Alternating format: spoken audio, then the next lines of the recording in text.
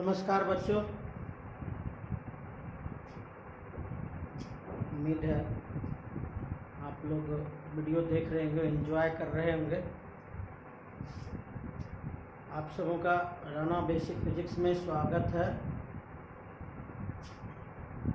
हमारा मोटो है कि हम जो हिंदी भाषी बच्चे हैं, दूसरे जो एग्ज़ाम में हम लोग पीछे रह जाते हैं इंग्लिश मीडियम वालों से, आपको हम अपने सब्जेक्ट फिजिक्स में इतना दे दें कि आप उनसे पीछे ना रहें, बशर्ते आप उसका अध्ययन करिए। वीडियो शुरू कीजिए तो वीडियो को पूरा देखिए, तब पूरा समझ में आएगा। और जो बच्चे सब्सक्राइब नहीं किए हैं वो सब्सक्राइब करने का कोशिश करें। तो आज का जो हमारा टॉपिक है वो टॉपिक है प्रिज्म का। तो प्रिज्म होता क्या है, पहले हम उसको देखें। प्रिज्म को हिंदी में क्या कहते हैं? प्रिज्म को हिंदी में त्रिपार्श्व कहते हैं। प्रिज्म को हिंदी में क्या कहते हैं? त्रिपार्श्व कहते हैं।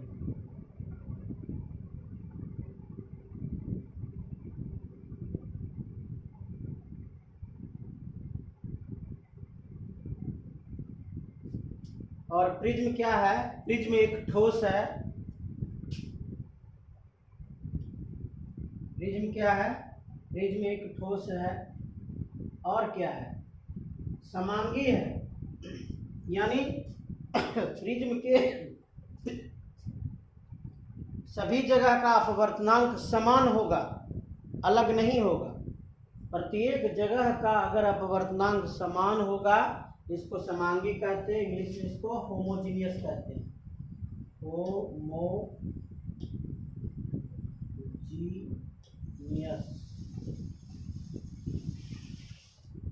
ठोस को क्या बोलेंगे? सॉलिड बोल देंगे।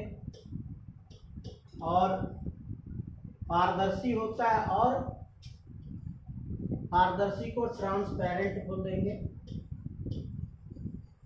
ट्रांसपेरेंट बोल देंगे। और अपवर्ती माध्यम होता है। कैसा माध्यम होता है वो अपवर्ती माध्यम होता है। Refracting medium. Refracting medium. आपको समझ आ गया होगा प्रिज्म क्या होता है। प्रिज्म पारदर्शी होता है, प्रिज्म अपवर्ती माध्यम होता है, प्रिज्म समांगी होता है। प्रिज्म के प्रत्येक जगह का जितना भी पदार्थ होता है समान रूप से बटा होता है, हर जगह का अपवर्तनांक समान होता है। और क्या होता है? ठोस होता है। इसके साथ ये इसका कंडीशन है, या किससे घिरा होगा? दो समतल सतह से घिरा होगा, और दोनों सतह एक दूसरे पर क्या होगा? एक कोण बना रहा होगा, तभी प्रिज्म कहलाएगा। आगे आपको उदाहरण देंगे तो आप उसमें अटक जाइए कि प्रिज्म क्या है। प्रिज्म ठोस है, समांगी है, पारदर्शी है, अपवर्तक माध्यम है। इतने से काम नहीं चलेगा, काम कहां तक लेना जाना पड़ेगा? वह दो समतल सतहों से घिरा होता है, और दोनों समतल सतह, जैसे आपका एक ये सतह है, आपका ये सतह है, ये दोनों सतह से घिरा होगा, और यहाँ पर ये कोण बनाएगा, नीचे में इसका बेस होगा, तभी इसको हम क्या कहेंगे? तभी हम इसको प्रिज्म कहेंगे, अन्यथा प्रिज्म इसको हम नहीं बोलेंगे। तो प्रिज्म क्या होता है? प्रिज्म ठोस होता है, समांगी होता है, पारदर्शी होता है, अपवर्तक माध्यम होता है, दो समतल सतहों से घिरा होता है, और दोनों समतल एक दूसरे पर कोण बना रहा होता है। इसे क्या कहते हैं? प्रिज्म कहते हैं। और उसके बाद क्या बोला? दोनों सतहों के बीच झुकाव कोण को प्रिज्म कोण कहते हैं, जिसे हम किससे सूचित करते हैं? ए से। ये वाला बात। तो हमने ये प्रिज्म नहीं बनाया, हमने ये एक काट बनाया। यह क्या है? यह प्रिज्म का काट है, ये प्रिज्म नहीं है। ये क्या है? प्रिज्म का काट है। आइए प्रिज्म देखते हैं क्या है प्रिज्म।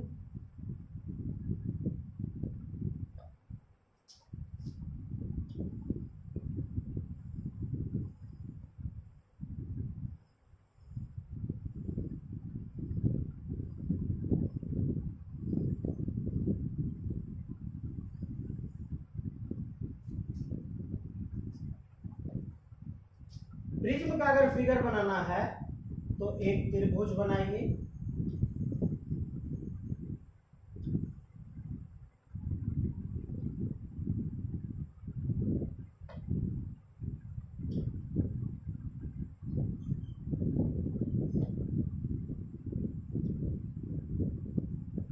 अब यहां पर एक त्रिभुज इतना ही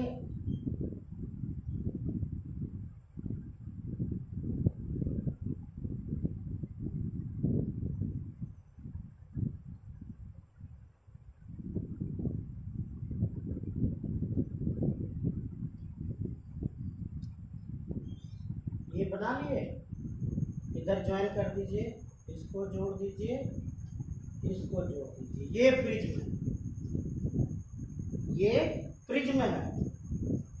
और देखिए दो तल हैं, क्या बोला, इसमें कितने अपवर्तक सतह होते हैं, इसमें दो अपवर्तक, दो समतल सतह होते हैं, और ये दोनों समतल सतह किसका काम करता है, ये अपवर्तक सतह का काम करता है, अपवर्तक सतह का काम करता है, और ये भी एक अपवर्तक सतह का काम करता है।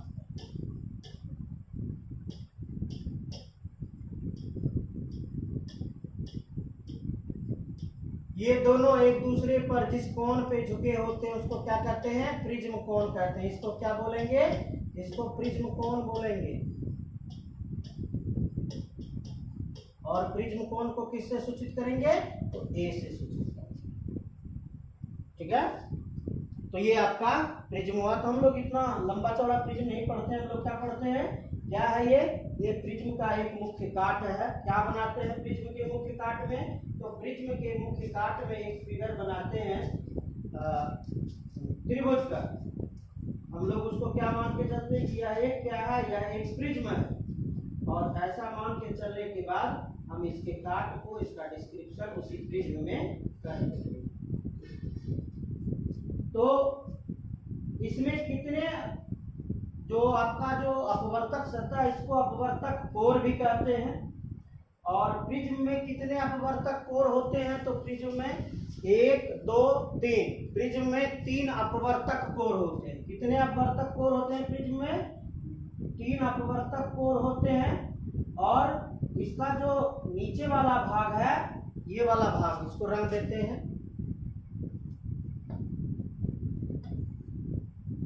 ये वाला भाग,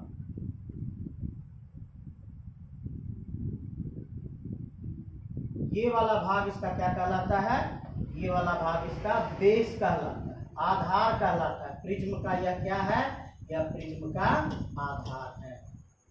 क्या है यह प्रिज्म का यह आधार है। चलिए अब आते हैं हम लोग प्रिज्म की ओर। आपको एक और प्रिज्म बना के दिखाते हैं, थोड़ा सा उसको समझिएगा। घन बनाने आता होगा सबों को,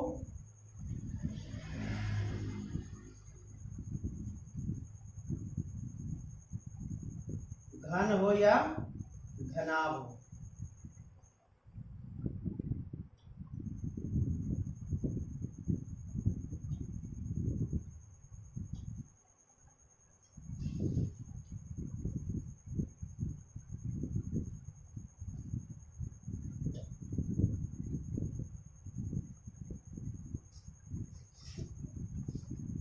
ये क्या बन गया, ये घनाभ बन गया। अगर ये कांच का है, मतलब ये पारदर्शी है, तो यह भी एक प्रिज्म की तरह कार्य कर सकता है, यह भी एक प्रिज्म की तरह कार्य कर सकता है।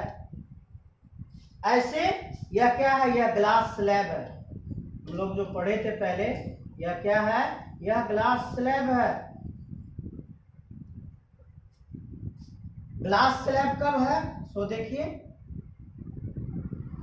ये किरण इस पर गिरा,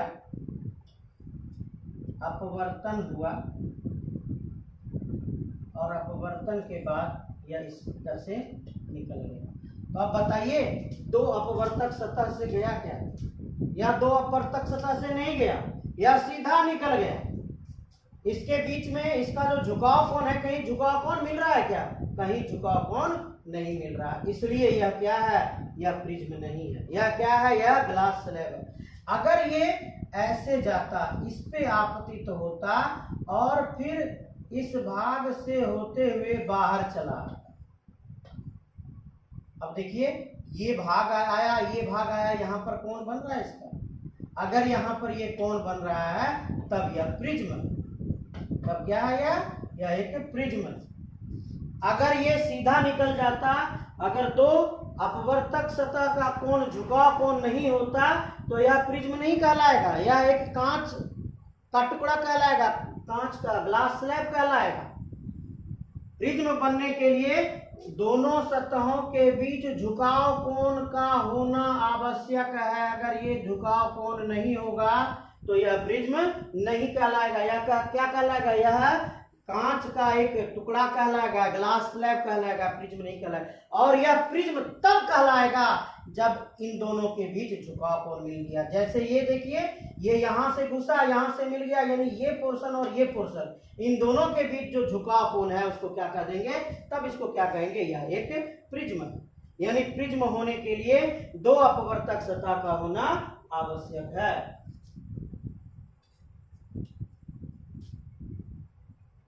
आगे बढ़ते हैं।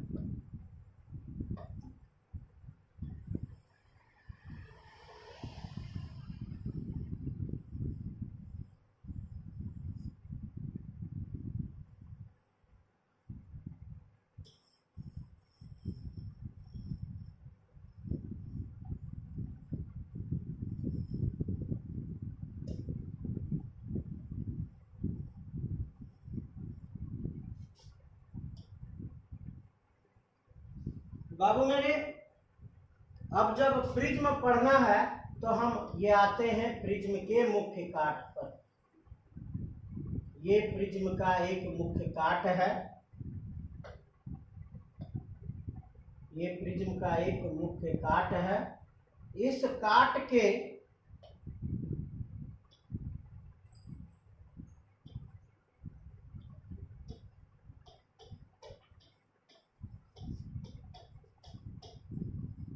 प्रिज्म कोण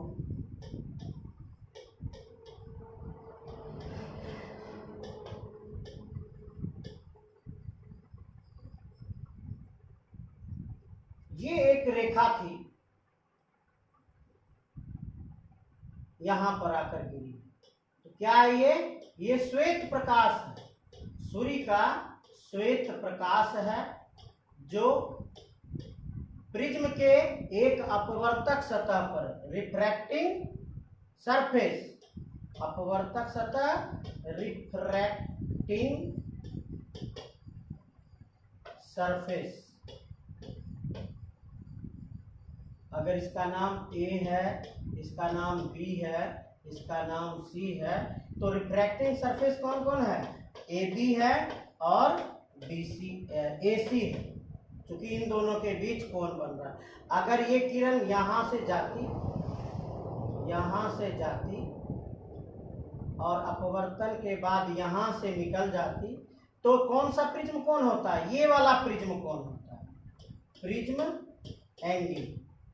ये किरण जाती, ऐसे जाती, अपवर्तन होता और फिर ऐसे निकल जाता, तो प्रिज्म कोण कौन वाला होगा? ये वाला प्रिज्म कोण होगा।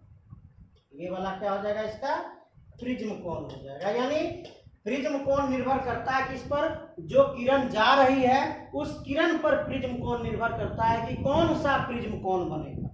अगर इन दोनों का सतह उपयोग किए तो प्रिज्म कोण ये हो गया, अगर इन दोनों, ये सतह और ये सतह का उपयोग किए तो प्रिज्म कोण ये हो गया, अगर ये सतह और ये सतह का उपयोग किए तो प्रिज्म कोण ये हो गया। यानी प्रिज्म कोण किस पर निर्भर करता है? किरण के पथ पर निर्भर करता है कि किरण किस किस अपवर्तक सतह को टच कर रहा है। जिस अपवर्तक सतह को टच कर रहा है उन दोनों के बीच जो कोण बन रहा है, झुकाव कोण, उसको क्या बोलेंगे? उसको हम प्रिज्म कोण बोलेंगे।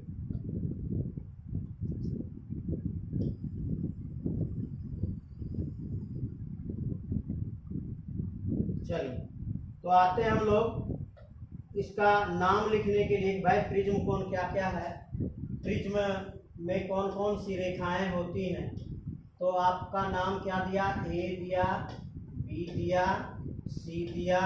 इस कोण को कोण ए कहते हैं, इसका नाम क्या पड़ गया, P A, prism angle, prism कोण पड़ गया। ये आपका एक प्रकाश है, ये आपका एक श्वेत प्रकाश है जो व्हाइट लाइट किसका, सन का, किसका, तो सन का। ये एक व्हाइट लाइट है, वो इस बिंदु पर आपतित हो रही है। अगर इस बिंदु पर आपतित हो रही तो बार बार हम लोग देख रहे थे आपतन कोण पर हम लोग क्या बनाते हैं, अभिलंब बनाते हैं। ये अभिलंब बनते हैं, एन नाम है।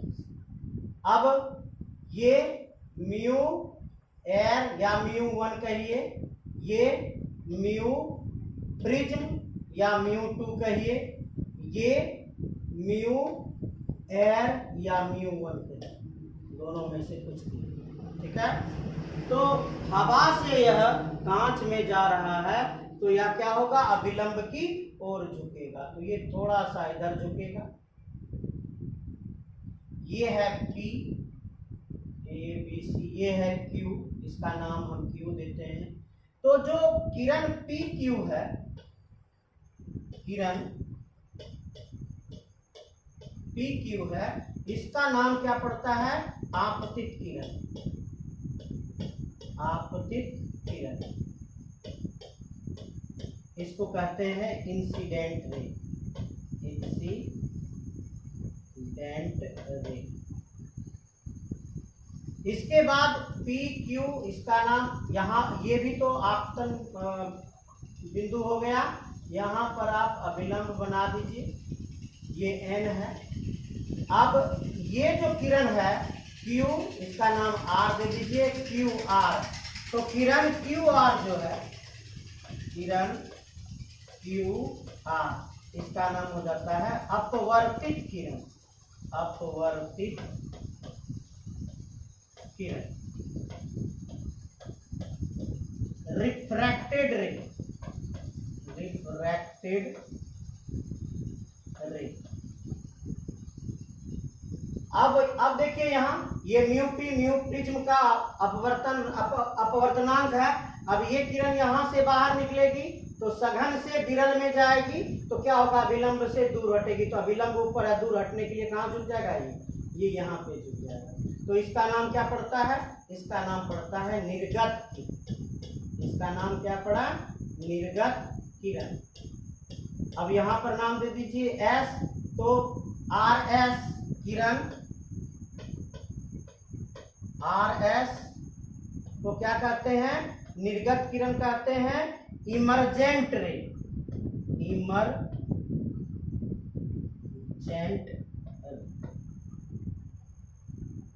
ठीक है। यदि ये सतह नहीं होता तो ये किरण कहाँ चलाते, अगले फिगर में बताते हैं।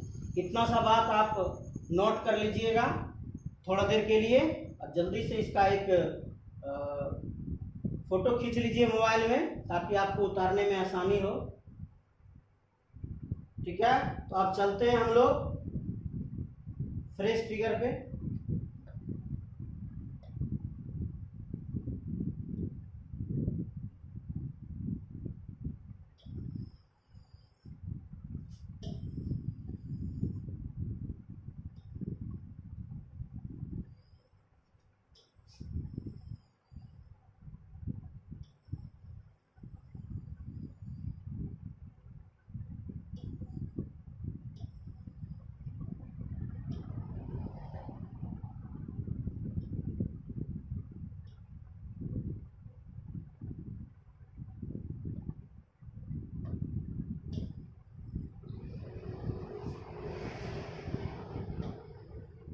प्रिज्म का मुख्य काट,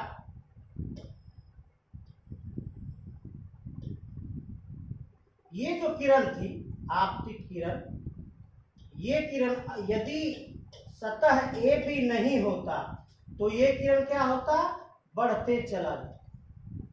लेकिन ए बी की मौजूदगी के कारण कहाँ झुक गया था, ये इधर झुक गया था। अगर ए सी नहीं होता तो ये किरण सीधा निकल जाता, लेकिन ए सी की मौजूदगी के कारण यहाँ पर जो हमने लंब बनाया था, ये किरण कहाँ चला गया, नीचे चला गया, निर्गत किरण हो गया ये। यदि निर्गत किरण को पीछे की ओर बढ़ा दिया जाए और आपतित किरण जो आगे बढ़ा है, तो यहाँ पर एक बहिष्य कोण बन रहा है जिसका नाम क्या है, डेल्टा। ये जो बहिष्य कोण है इसका नाम क्या है, डेल्टा। आपतित किरण को काल्पनिक रूप से आगे की ओर बढ़ाई जाए, निर्गत किरण को काल्पनिक रूप से पीछे की ओर बढ़ाई जाए, तो वहां पर एक जो बहिष्य कोण बन रहा है, इस बहिष्य कोण को किससे सूचित करते हैं, डेल्टा से, और इसका नाम क्या पड़ता है, विचलन कोण। विचलन कोण इंग्लिश में कहते हैं इसको angle of deviation, angle of deviation.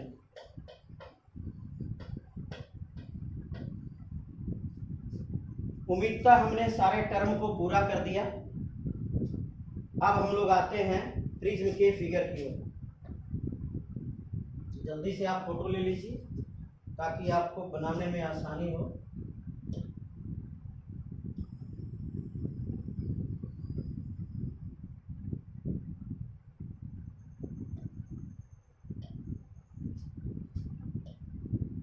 आइए, चित्र में एबीसी कांच के एक प्रिज्म का मुख्य परिच्छेद है।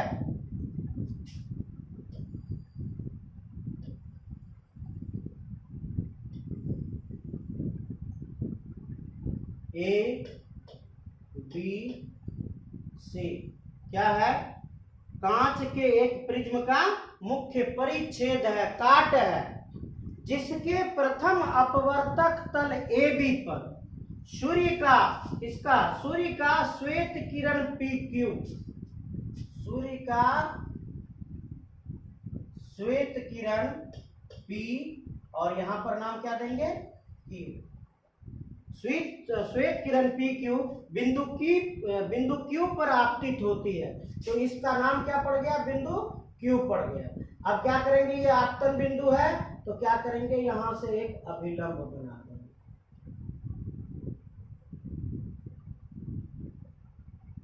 ठीक है। अब क्या हुआ, यह विरल माध्यम से सघन माध्यम में प्रवेश करता है। तो यहां क्या लिखे थे हम लोग, म्यू ए लिखे थे या μ1 लिखे थे। ये कौन सा माध्यम था, विरल माध्यम सा। विरल माध्यम से किस माध्यम में गया, ये सघन माध्यम में प्रवेश कर गया, अभिलंब की ओर झुक गया, तो ये आपतन कोण हो गया आपका I। अब ये अपवर्तन कोण हो गया R। ठीक है। अब क्या करता है, चित्र में यह किरण RS है जो अपवर्तित किरण कहलाता है। PQ और सॉरी ये RS नहीं है, क्या है, चित्र सघन माध्यम में तो अभिलंब की ओर झुकता। चित्र में यह किरण RS नहीं है बल्कि QR है, QR है, जो अपवर्तित किरण कहलाता है। यह किरण दूसरे अपवर्तक सतह AC पर आपतित होती। देखिए यहाँ AC पर आपतित हो गया, इस बिंदु पर आ गया। अब यहाँ पर भी हम लोग क्या करेंगे, एक अभिलंब बनाएंगे। बन गया, अभिलंब बन गया। चलिए आगे देखते हैं।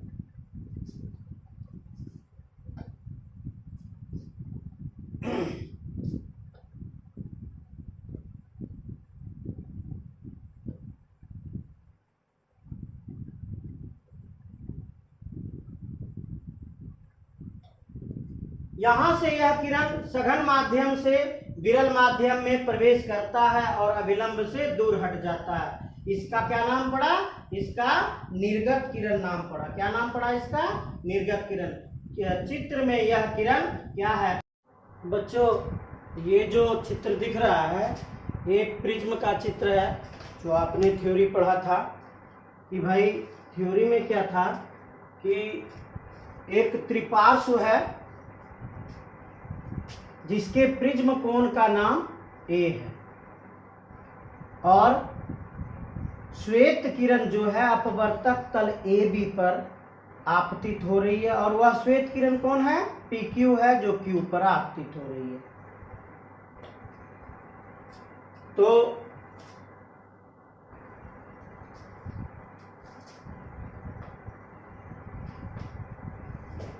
तो ये चित्र है, ये पी क्यू श्वेत किरण है, यह श्वेत किरण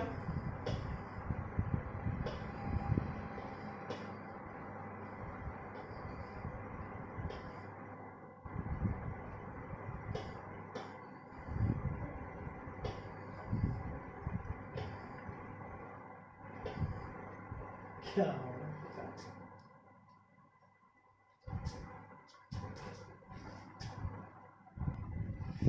तो यही श्वेत किरण प्रिज्म के प्रथम अपवर्तक तल ए बी पर आपतित हो रही है, जिसके आपतन कोण का मान आई है।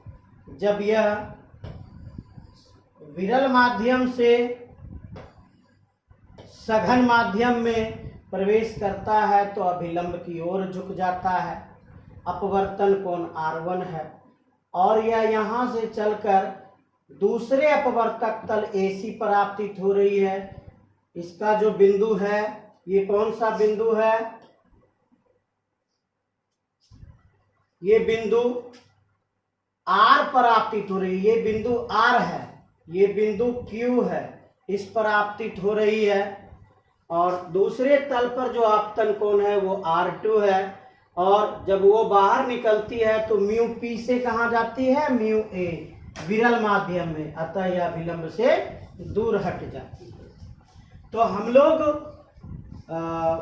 क्या इसमें पढ़ना है? तो हम लोग को इसमें प्रिज्म कोण का मान ज्ञात करना है और विचलन कोण का मान ज्ञात करना है। तो हम लोग पहला चित्र को लेते हैं। ये पहला चित्र है आपका ओ क्यू आर, ऐसे फिगर।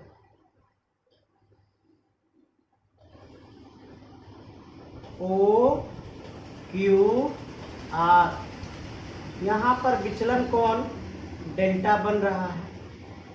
तो ओ क्यू आर को जब हमने लिया तो ये वाला जो कोण होगा ये कितने का कोण होगा? तो ये जो कोण है, अगर आप इसको देखें तो ये कौन गया है? ये ओ गया है, और ये कौन आया है? तो ये एन आया है। इधर ये कौन सा कोण है? ये आपतन कोण आई है। इसका मतलब ये पूरा कोण आई ना होगा। अगर पूरा कोण आई होता है, इसको अगर यहां से काट दें और नीचे R1 लिख दें तो ऊपर वाला कोण कितना बचा? ऊपर वाला कोण कितना बचा? तो ऊपर वाला ये वाला कोण कितना बचा? तो I माइनस R1 बचा। इसको गौर से समझिएगा। ये जो था, ये किरण, ये O था, ये आपतित किरण है, ये श्वेत किरण है। ये कौन सा किरण है? ये श्वेत किरण है। और इस पर हमने यहां पर ये लंब डाला है N, ये बिंदु T है। फिगर को देखिएगा, सारा मिलेगा। ये आपतन कोण I है। तो पूरा जो कोण होगा, ये पूरा कोण, ये बड़ा वाला कोण क्या कहलाएगा? I कहलाएगा। लेकिन घटना क्या घटित हुई है? अपवर्तन के बाद वह अंदर प्रवेश किया है। यहाँ पर अपवर्तन हुआ है और यह अंदर प्रवेश किया है।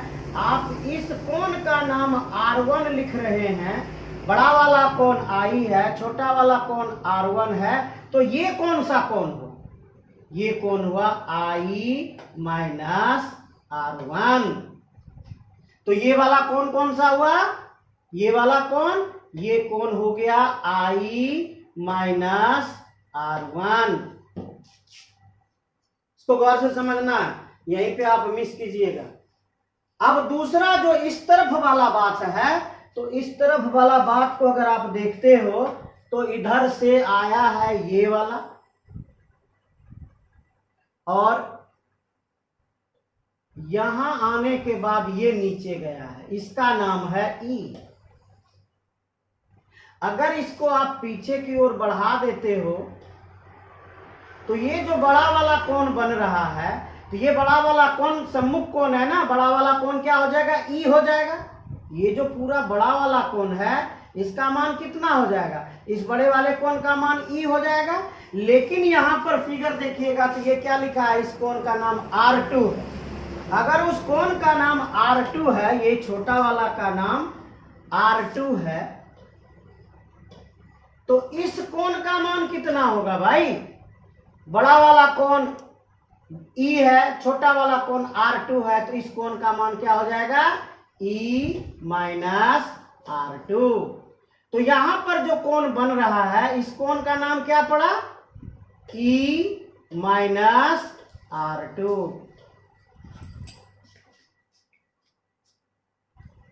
बात आई समझ में। हमको वही मान निकालना था, अगर वो मान निकालना है तो इसके बाद हम आगे बढ़ते हैं।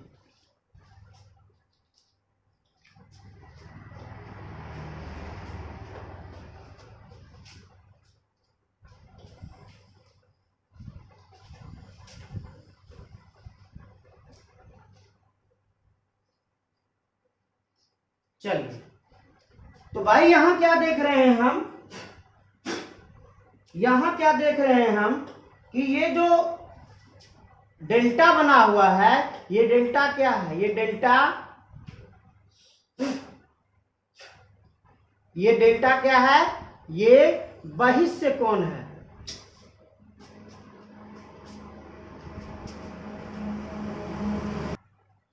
भाई तो क्या देखा आपने, डेल्टा कैसा कोण है, डेल्टा बहिष्य कोण है, और बहिष्य कोण का मान दो अंत अभिमुख कोण के योगफल के बराबर होता है। डेल्टा अगर बहिष्य कोण है तो बहिष्य कोण का मान, यहां एक लाइन लिखिएगा, तो कीड़ा बहुत तंग कर रहे हैं, इसका मान क्या लिखिएगा, बहिष्य कोण का मान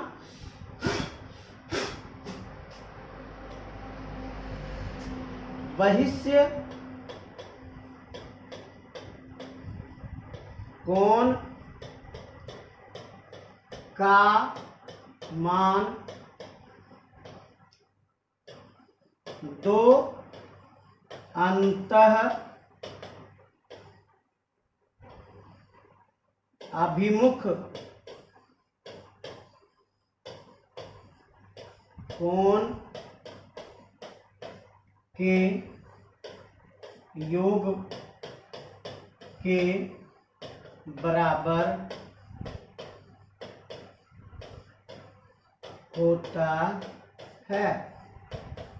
चलिए, तो डेल्टा का मान कितना हो जाएगा, डेल्टा बराबर इन दोनों कोणों को जोड़िए, I minus R1 plus E minus R2। अगर आप ब्रैकेट को खोलो तो ब्रैकेट में आपको क्या मिलता है, delta equal to I plus E minus R1 minus R2। चलिए इसको हम ब्रैकेट में डाल दिए। अगर आप इसको ब्रैकेट में आपको डालना हो तो क्या लिख सकते हो, I माइनस E ब्रैकेट बंद, माइनस को निकालिए कॉमन, तो अंदर में क्या बचा, R1 प्लस R2। विचलन कोण का क्या मान, सॉरी माइनस लिख दिए, प्लस होगा ना, ये प्लस का चिन्ह है, प्लस होगा, I plus E minus R1 plus R2। यहां से भी एक सूत्र निकल सकता है। तो ये आपका किसका मान निकला, विचलन कोण का। कौन है विचलन कोण, क्या हम लोग पढ़े थे विचलन कोण का परिभाषा, जब आपतित किरण को काल्पनिक रूप से आगे की ओर बढ़ाते हैं और निर्गत किरण को काल्पनिक रूप से पीछे की ओर बढ़ाते हैं, तो दोनों एक दूसरे को एक बिंदु पर काटती हुई प्रतीत होती है, वहां पर बने बहिष्य कोण को विचलन कोण कहते हैं। इसी विचलन कोण का मान क्या निकला, आपतन कोण प्लस निर्गत कोण माइनस अपवर्तन कोण प्रथम अपवर्तन कोण प्लस प्रथम द्वितीय आपतन कोण। ये R2 क्या है? R2 द्वितीय आपतन कोण है। ऐसा अगर करेंगे तो आपको क्या मिल जाएगा? विचलन कोण का मान प्राप्त हो जाएगा। अब हम लोग क्या करते हैं? दूसरे त्रिभुज को देखते हैं। त्रिभुज ये वाला है, ऐसे बना हुआ है, ऐसे बना हुआ है, ऐसे बना हुआ है। यहाँ पे T लिखा हुआ है, यहाँ पे Q लिखा हुआ है और यहाँ पे R लिखा हुआ है। देखिए तो यहाँ पे R1 है क्या? ये वाला R1 है। यहाँ पे देखिए कौन है? R2 है क्या? R2 है। तो यहाँ पे कौन सा कोण बन रहा है भाई? T के ऊपर में कौन सा कोण बन रहा है? तो हम क्या पाते हैं कि QRT एक त्रिभुज है। QRT क्या है? एक त्रिभुज है। अगर यह त्रिभुज है तो तीनों कोणों का योगफल कितना होगा? 180 डिग्री। तीनों कोणों का योगफल कितना होगा? 180 डिग्री। तो R1 प्लस R2 प्लस कौन सा कोण है? यहाँ कोण T है। कोण T बराबर 180 डिग्री। भाई हमको कोण T का पता नहीं है, हमको कोण T निकालना है। तो कोण T बराबर क्या हो जाएगा? कोण T बराबर 180 डिग्री घटाव कौन घटाव? तो R1 प्लस R2। ये दोनों को दूसरी तरफ लेके चले गए। तो दोनों को अगर दूसरी तरफ लेके चले गए, इसको अगर हम ब्रैकेट में रखते हैं, यहाँ क्या चीज का चिन्ह है? प्लस का। उधर जाएगा तो यहाँ क्या चीज का चिन्ह हो जाएगा? माइनस का। तो माइनस कर दिए तो T का मान, इसका मान कितना निकल गया? इसका मान निकल गया 180 degree minus R1 plus R2। ये छोटा वाला त्रिभुज जो नीचे है, इसका मान हम नीचे वाला इस कोण का मान हम ज्ञात कर लिए। कौन से कोण का मान? इस कोण का मान हमने ज्ञात किया। क्या किया हमने ज्ञात? 180 degree minus R1 plus R2। ठीक है। और हमने विचलन कोण का मान ज्ञात किया। ये विचलन कोण का हमने कितना विचलन कोण का मान ज्ञात किया? तो ये दिया हुआ विचलन कोण का मान। तो ये इस त्रिभुज से हमने 2 का मान प्राप्त कर लिया। अब हम लोग आते हैं, वो जो प्रिज्म कोण बना हुआ था, ऊपर में ऐसे बना हुआ था, ऐसे बना हुआ था, ऐसे आया था, ऐसे आया था। अब नाम आइए देखते हैं।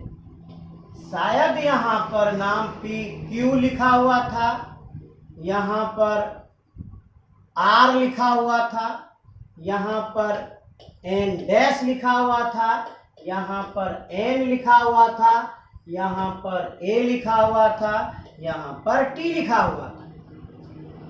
बाबू मेरे, हमने ये क्या बनाया था? हमने ये लंब बनाया था। किस पर बनाया था? तो इस पर बनाया था। अगर उस पर हमने लंब बनाया तो इस कोण का मान कितना हो गया? इस कोण का मान 90 डिग्री हो गया। ध्यान से देखिए भाई, हमने जो ये प्रिज्म का भाग था ऐसे करके नीचे में, उस पर हमने ये क्या डाला था? हमने ये लंब डाला था। तो इसका मान कितना? 90 डिग्री। तो इसका भी मान कितना? 90 डिग्री। अर्धवृत्त का मान 180 डिग्री। तो आधा भाग बाहर है, आधा भाग अंदर है। ये 90 डिग्री हो गया।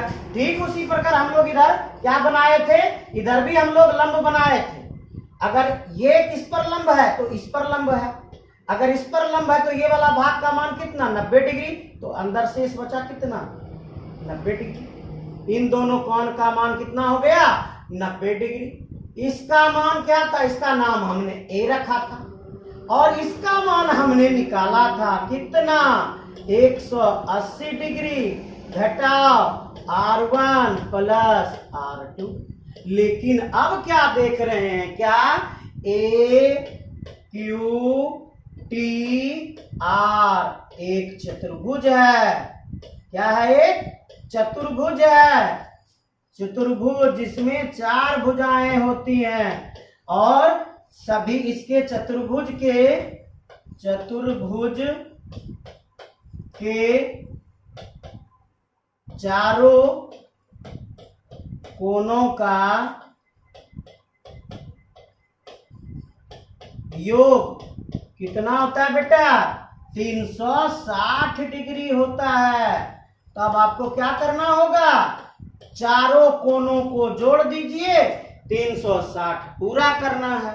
तो पहला कोण ए है, ए प्लस दूसरा कोण 90 डिग्री है, 90 डिग्री प्लस तीसरा कोण 180 माइनस R1 प्लस R2 है।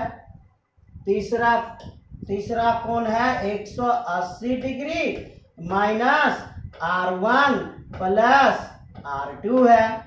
चलिए अगला कोण कौन है? 90 डिग्री है। अगला कोण कौन है? 90 डिग्री है। तो चारों को जोड़ देंगे तो कितना होगा बेटा? 360 डिग्री। अब गौर से देखिए, क्या 90 डिग्री 90 डिग्री 90 डिग्री कितना हुआ? 180 डिग्री और ये 180 डिग्री कितना हुआ?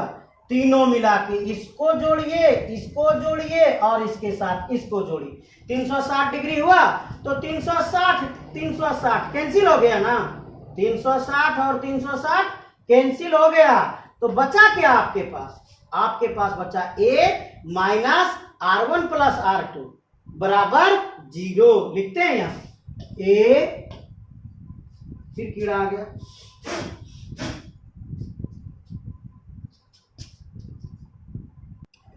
तो बचा क्या था हमारे पास? a,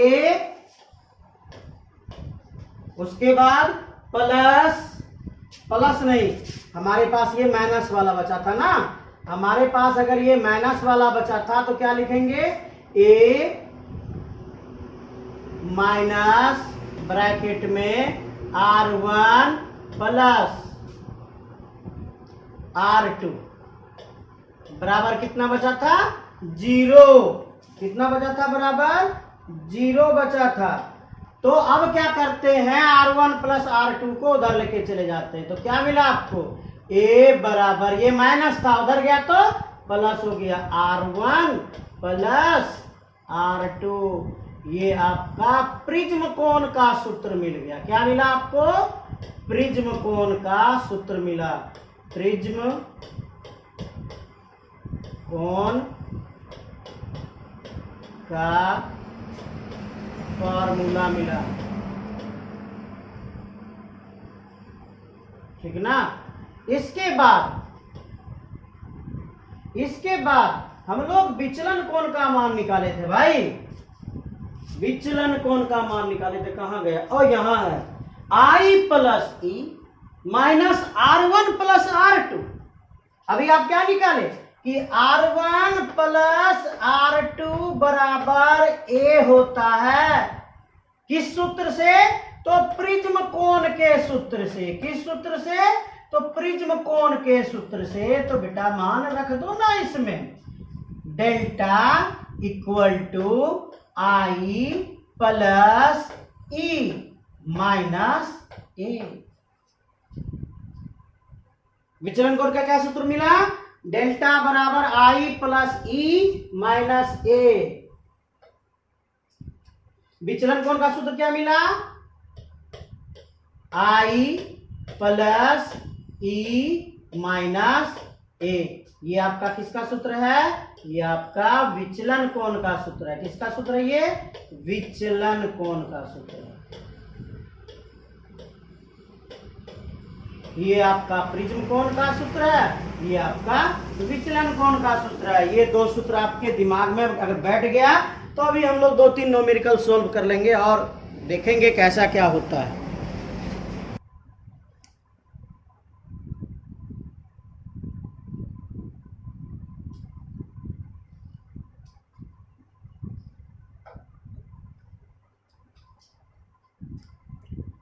चलिए तो पहला क्वेश्चन आपके पास है एक समबाहु प्रिज्म जिसका अपवर्तनांक अंडर रूट 3 है। एक समबाहु प्रिज्म है, अगर समबाहु है, समबाहु है तो तीनों कोण कितने कितने डिग्री के होंगे? तो तीनों कोण 60-60 डिग्री के होंगे। ये भी आपका 60 डिग्री होगा, ये भी आपका 60 डिग्री होगा, ये भी आपका 60 डिग्री होगा। और क्या करता है, उसका अपवर्तनांक कितना है? अंडर रूट 3 है। यानी ये म्यू पी का मान दिया कितना? अंडर रूट 3 दिया। यदि पहले अपवर्तक तल पर श्वेत प्रकाश 60 डिग्री के कोण पर आपतित होती है। चलो भाई, ये लंब बना लिए। अब यहाँ पर ये श्वेत किरण आपतित हो रही है, ये एन है ना, कितने डिग्री के कोण पर आपतित हो रही है? तो वो कह रहा है 60 डिग्री के कोण पर आपतित हो रही है। आपका आई का मान कितना दे रहा है? आई का मान कितना दे रहा है बेटा? आई का मान दे रहा है 60 डिग्री।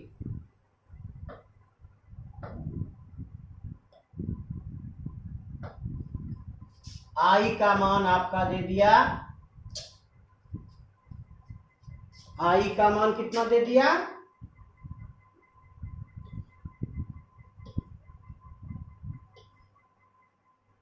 60 डिग्री। अगर वो आई का मान 60 डिग्री दिया है और म्यू पी का मान कितना दिया भाई? अंडर रूट 3 दिया है। ठीक है, अब निकालना क्या है?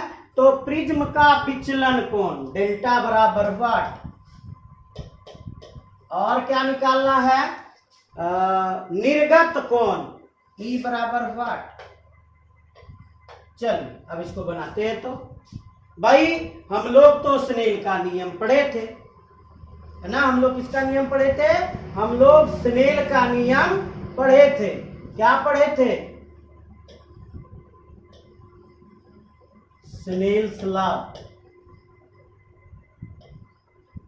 जो जहां है उसको साइन से गुना कीजिए। तो इधर कौन है? इधर म्यू ए है, बीच में कौन है? म्यू पी है, इधर कौन है? इधर म्यू ए है। गुना कीजिए म्यू, पहले अपवर्तक तल से, पहले अपवर्तक तल से। तो पहला अपवर्तक तल ये वाला हो गया, ये पहला अपवर्तक तल हुआ।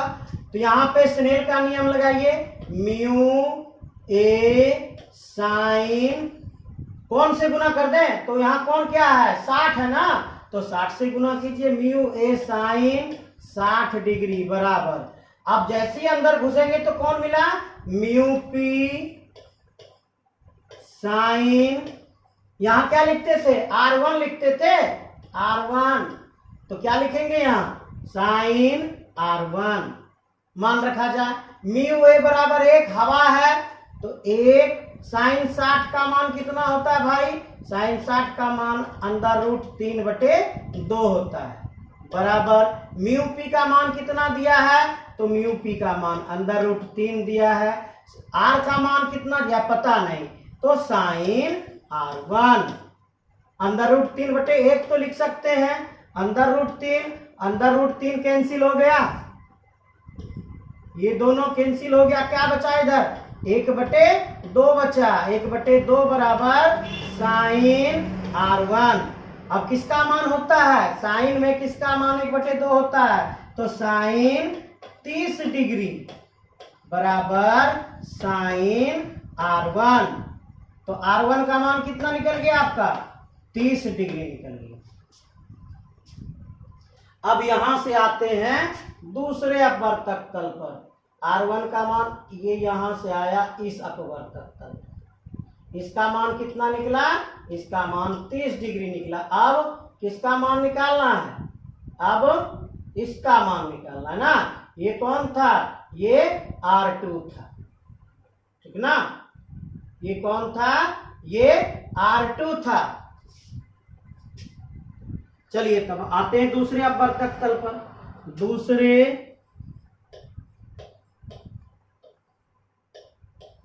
अपवर्तक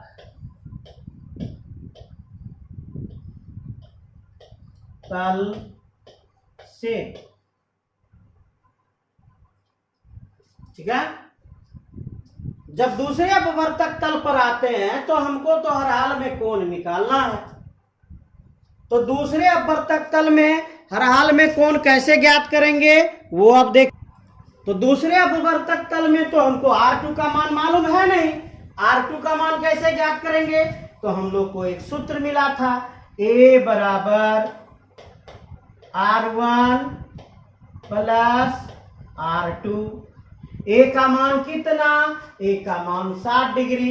ए का मान कितना? ए का मान 60 डिग्री बराबर R1 का मान कितना? R1 का मान 30 डिग्री। 30 डिग्री प्लस R2, इसलिए R2 बराबर 60 डिग्री घटाव 30 डिग्री, R2 बराबर 30 डिग्री। ये R2 का मान निकल गया। अब दूसरे अपवर्तक तल पर क्या लगा देंगे? स्नेल का नियम लगा देंगे, स्नेल्स लॉ।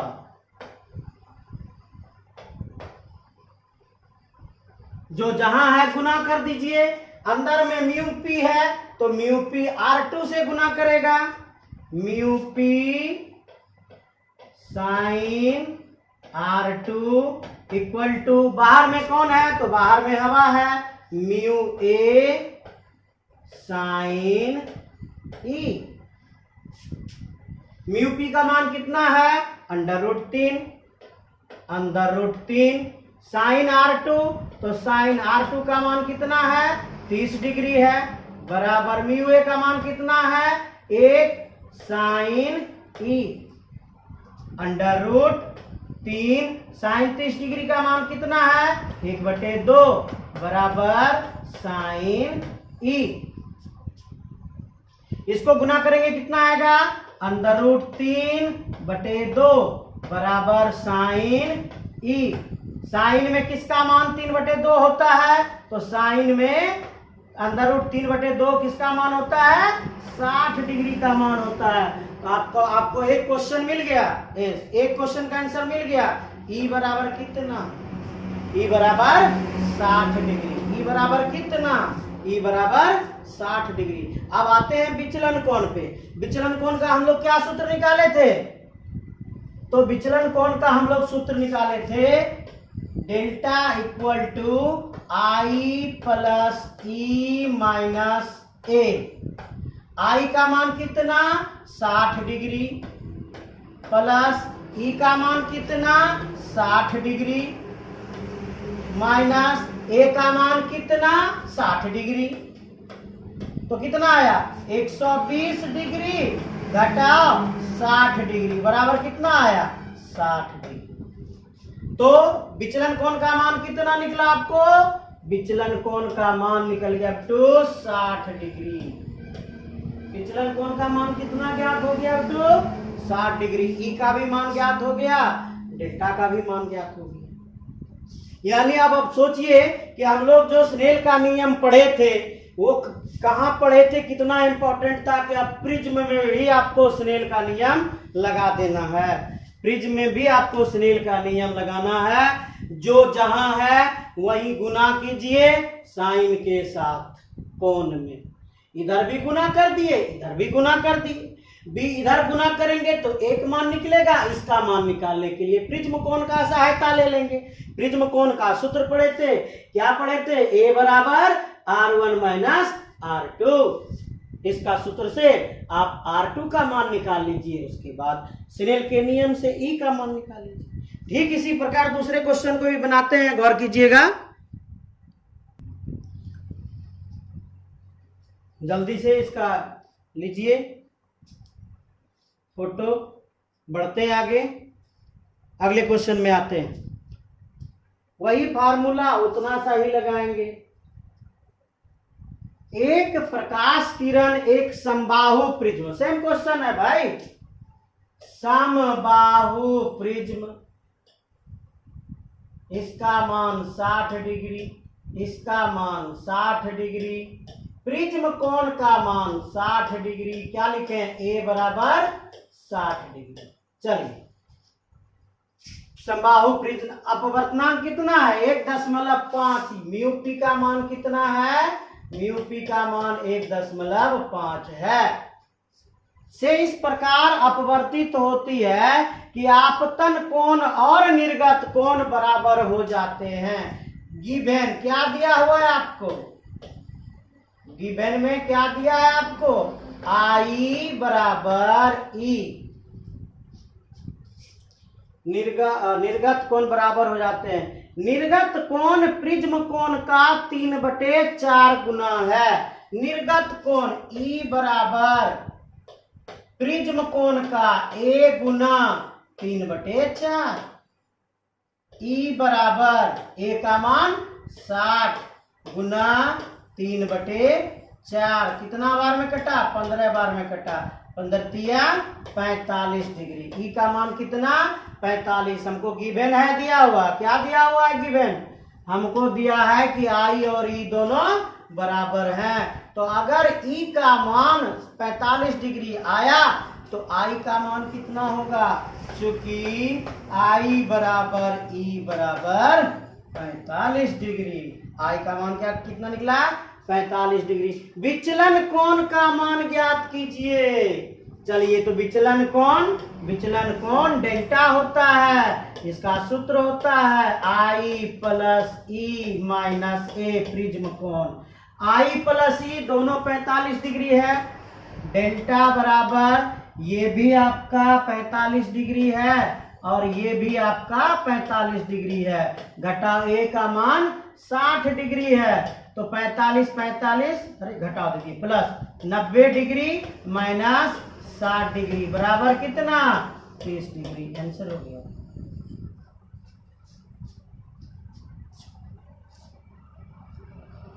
बढ़े आगे, जल्दी से फोटो लीजिए।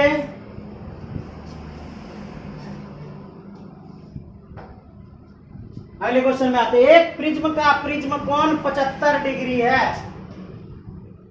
एक प्रिज्म का प्रिज्म कोण, अब तो फिगर ना भी बनाए तो भी बन जाना चाहिए। ए का मान कितना? 75 डिग्री। आगे बढ़ते हैं। प्रिज्म का अपवर्तनांक √2 है। म्यू पी बराबर √2।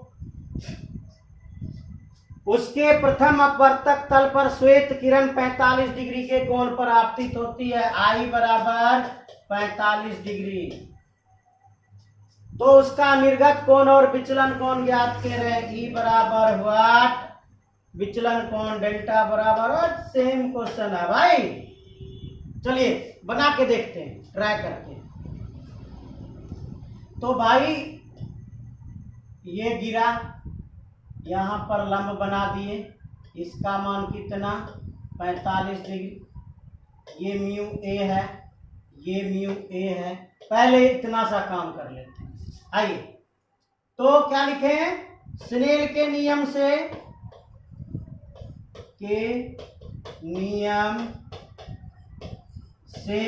स्नेल का नियम क्या बोला? जो जहां है वहां साइन से गुना करो भाई।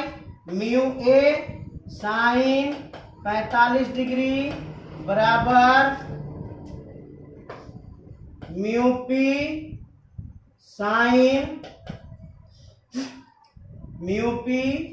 Sign R1। कहा भाई?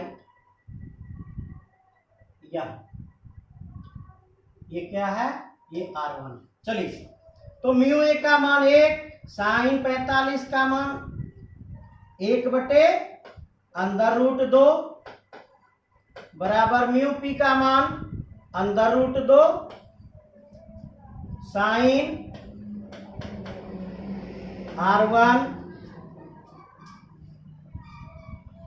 तो ये कितना आया? तो ये आ गया 1/√2। अच्छा, ये ऊपर में है क्रॉस मल्टीप्लाई, नीचे आ जाएगा √2 इक्वल टू साइन R1 तो 2 दूनी 4, कितना आया 4 का वर्गमूल 2, तो 1/2 बराबर साइन R1। साइन में किसका मान 1/2 होता है, तो 30 डिग्री का।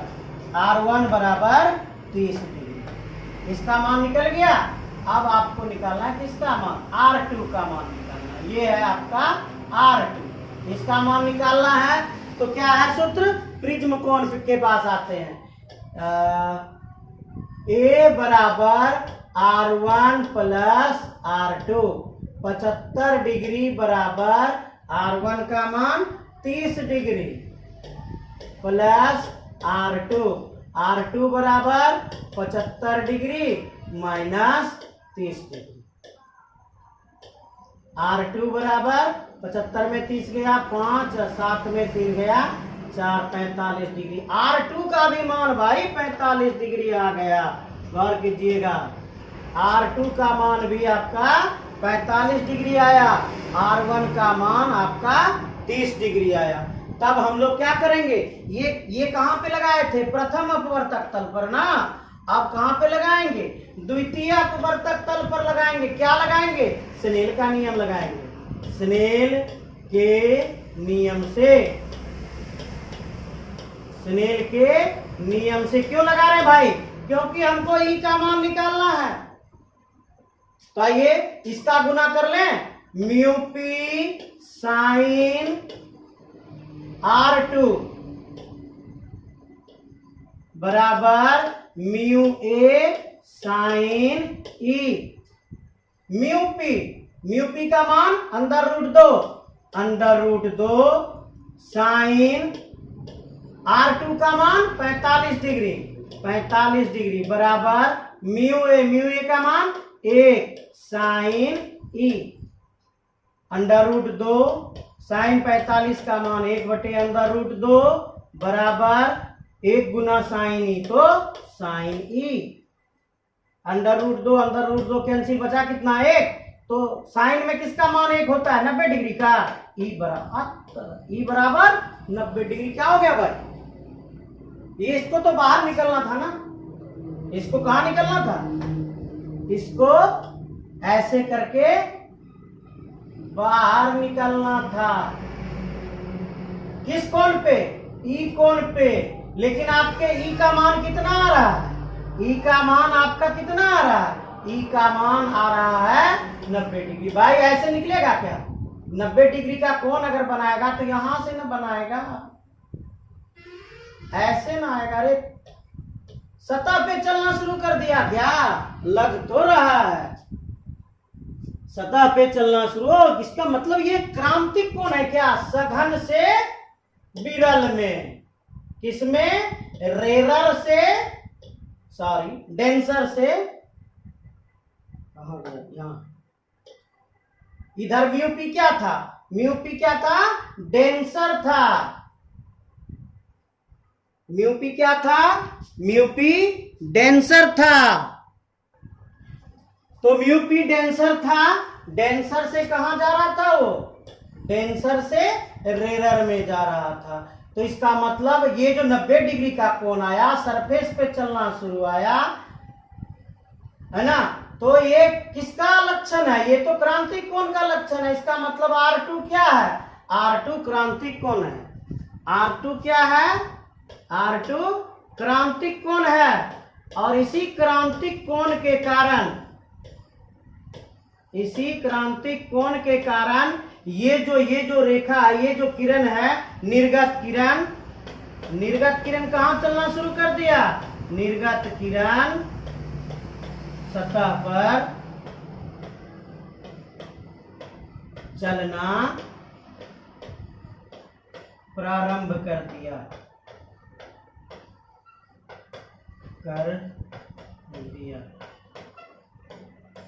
भाई क्या क्या पढ़ने लगे हम लोग। तो प्रिज्म में क्या पढ़ लिए, प्रिज्म में स्नेल का नियम पढ़ लिए, और क्या पढ़ लिए, तो प्रिज्म में क्रांतिक कोण पढ़ लिए। गजब वाली बात है।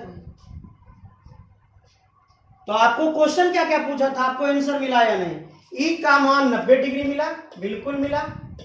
और विचलन कोण का मान नहीं मिला है। Delta equal to delta equal to I plus E, जगह छोटा है हम यही डायरेक्ट बना लेते हैं, सूत्र तो आपको मालूम है, आई प्लस ई, तो आई का मान कितना 45, ई का मान कितना 90, 45 डिग्री जोड़ 90 डिग्री माइनस ए का मान कितना 75 डिग्री, मान बेटा जोड़िए इसको, 0 9 4 13, सॉरी 0 बोल रहे हैं, 45 ना, 5 और 0 इसको जोड़ेंगे तो कितना आएगा 5 और 9 4 13 135 घटाओ 75 बराबर कितना, 5 में 5 गया, 5 में 5 गया तो 0 और 13 में 7 गया, 7 6 13, 60 डिग्री। विचलन कोण का मान कितना आया, विचलन कोण का मान आपका आ गया 60 डिग्री।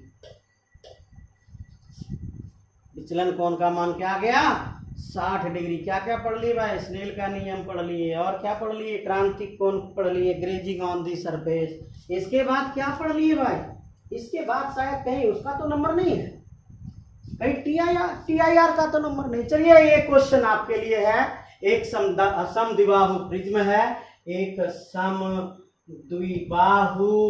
प्रिज्म है जिसका प्रिज्म कोण, इसका मान 120 डिग्री है, जिसका मान 120 डिग्री है, म्यू पी का मान अंडर रूट 3 है, इधर म्यू ए है, इधर म्यू ए है, और क्या दे रहा है, और क्या दे रहा है, और पहले इस कोण का मान निकाला है ना, 120 180 हुआ, बचा कितना 60 बचा, तो ये समद्विबाहु है, तो ये हो गया आपका 30 डिग्री, ये हो गया आपका 30 डिग्री। ठीक है, अब क्या कहता है, यदि उसके प्रथम अपवर्तक तल पर श्वेत किरण, क्या कर रहे हो भाई, यदि उसके प्रथम अपवर्तक तल पर श्वेत किरण 60 डिग्री के कोण पर आपतित होती है, ये किरण गया, यहां गिरा, यहां लंब बनाए, ये कितने डिग्री के कोण पे गिरा 60 डिग्री पे, अंदर घुसेगा, यहां आया। अब तो हम भी नहीं जान रहे बेटा, ये आपका एक क्वेश्चन होमवर्क है, इसको पूरा करना है। देखिए जोर लगा के, अगर पूरा होता है, नहीं फिर पूरा होगा तो फिर तो हम बताएंगे ही बताएंगे। अगला क्वेश्चन, अगला टॉपिक जैसे शुरू करेंगे, पहले इस क्वेश्चन को बता लेंगे, फिर अगला टॉपिक को शुरू करेंगे। इसको कोशिश कीजिएगा आप बनाने का। धन्यवाद।